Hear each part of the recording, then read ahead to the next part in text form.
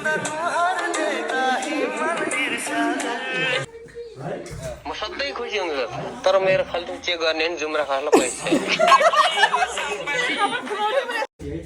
हजुर टोपी लाग्छ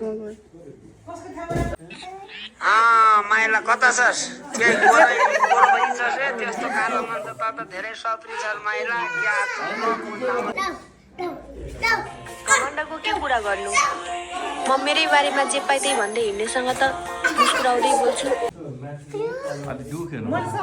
मासला मान्छे त म पनि ह्यान्डसम नै हो नि तर के गर्नु घरमा बुढी भएर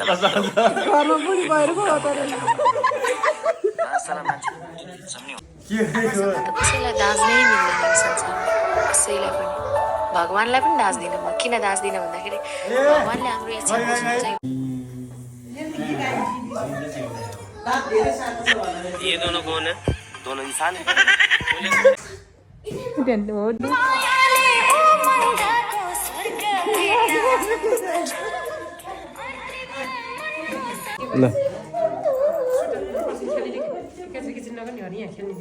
हल्लेर बस्छ अब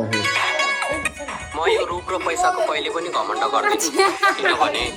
मसँग दुईटै छ यसको बाद जाति हाँस्नु छ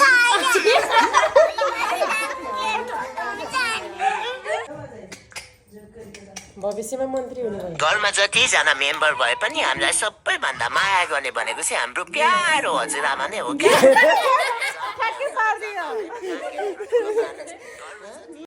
बाबु अलि चाहिँ